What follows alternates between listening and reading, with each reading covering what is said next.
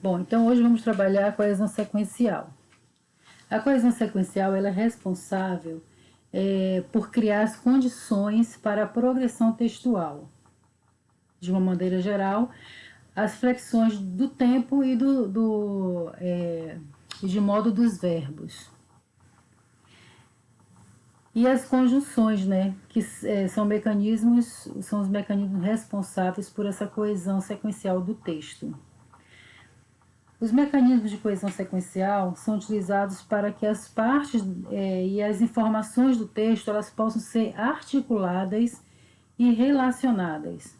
Além da progressão das partes do texto, os mecanismos de coesão sequencial contribuem também para o desenvolvimento e o recorte temático, né? Dessa forma, você que está escrevendo o texto evita a falta de coesão, garantindo uma boa articulação entre as ideias, informações entre argumentos no interior do texto e particularmente na coesão textual. Então a coesão sequencial vai criar essa coesão textual, né? Para você passar de um parágrafo para outro sem perder o sentido desse texto, certo? Então você que é o autor tem que ficar sempre atento para isso.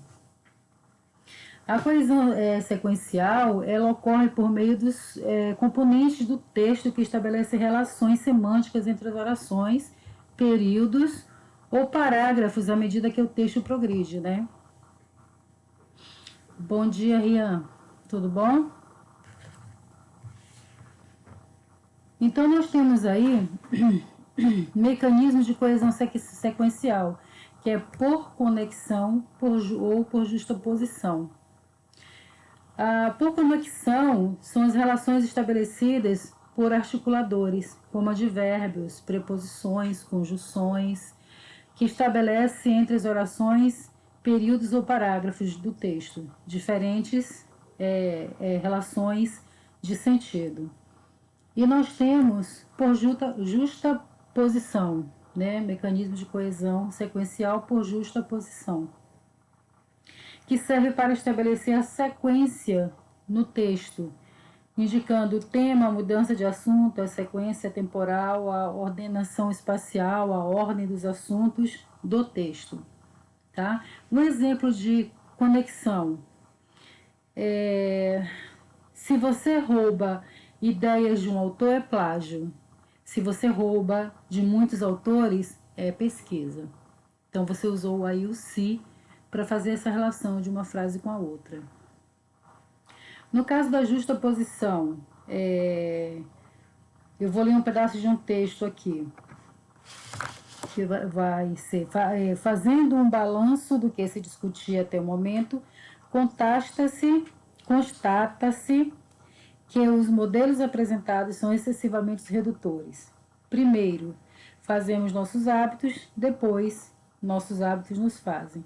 Então você termina o parágrafo de um texto, você dá sequência ao outro sem perder o sentido, sem perder a coesão desse texto.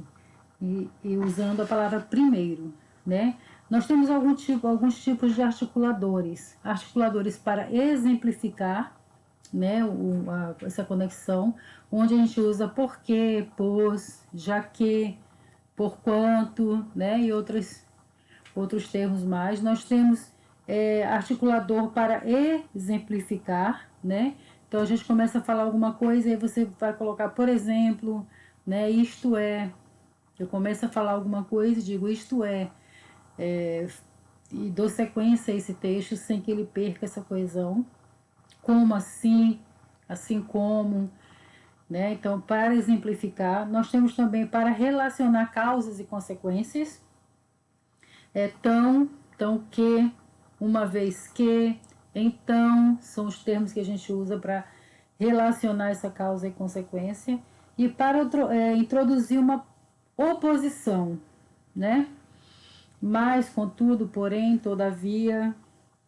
E aí a gente faz essa relação utilizando esses mecanismos de coesão sequencial para que esse texto tenha sentido, para que na hora que você esteja escrevendo esse texto você não se perca no meio do caminho e desconecte um parágrafo do outro, né? Você perca o sentido dessa sequência textual.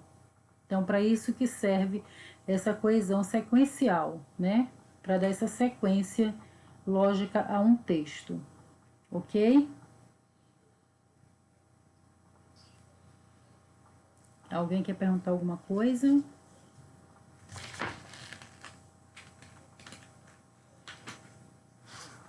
Não? Então tá bom. Vocês irão fazer os exercícios do livro na página 498, começa na página 498, vai até a página 499, é bem pequenininho o exercício, e amanhã nós iremos corrigir na live também, ok?